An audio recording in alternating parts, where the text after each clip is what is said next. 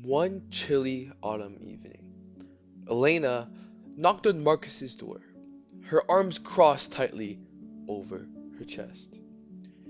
She had been stewing over something for days, and she was determined to address it. Marcus opened the door, his expression guarded.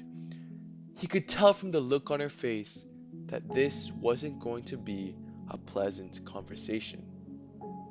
Marcus, Elena began, her voice sharp. Why didn't you tell me you were going to the market yesterday? I needed herbs for the stew, and you know I can't walk that far with my bad knee. Marcus frowned, his defenses immediately rising. I didn't think it was a big deal. You never asked me to get anything for you. Besides, you've been so busy lately, I didn't want to bother you.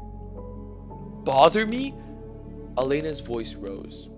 Marcus, I've been asking you for weeks to help me with the garden, and you keep brushing me off. Do you even care about what I need? Marcus threw up his hands.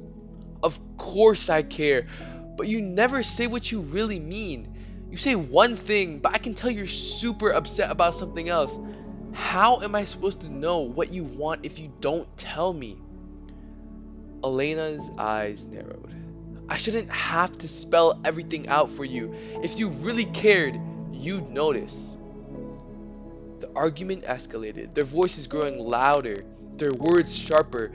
They accused each other of being selfish, of not listening, of not caring. They brought up past grievances, old wounds that had never fully healed. The more they argued, the further apart they felt, even though they were standing just feet apart.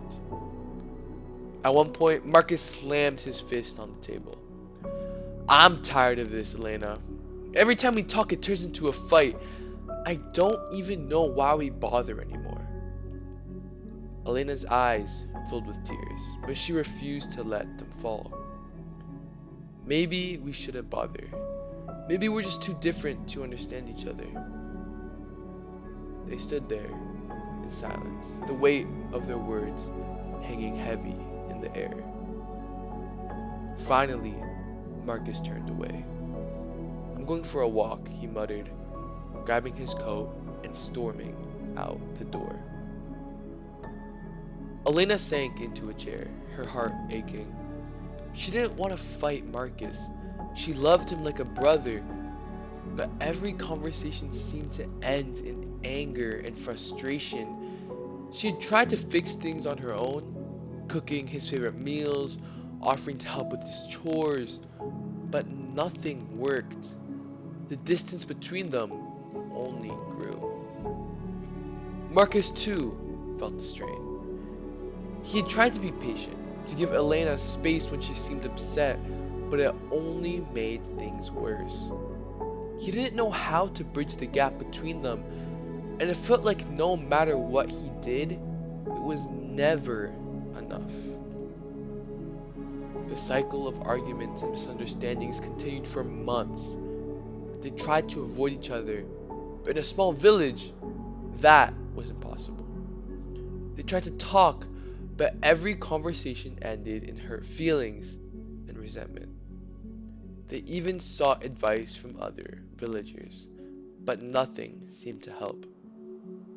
The truth was, they were both so focused on being heard that they forgot how to listen. They were so determined to prove their point that they lost sight of what really mattered, their friendship.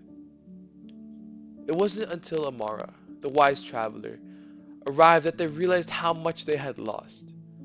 Their arguments had chipped away at the foundation of their relationship, leaving it fragile and broken. But it was also through their struggles that they learned the importance of communication.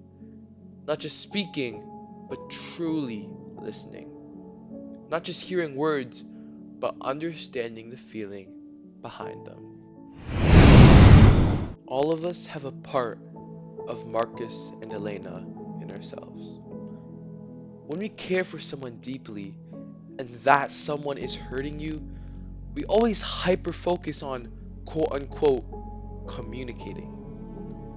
But our understanding of that word has been bent. communication isn't just saying your feelings or hearing words. It's about trying to truly understand the base emotions and feelings behind them, the root of the vase. Only then can you start to rebuild.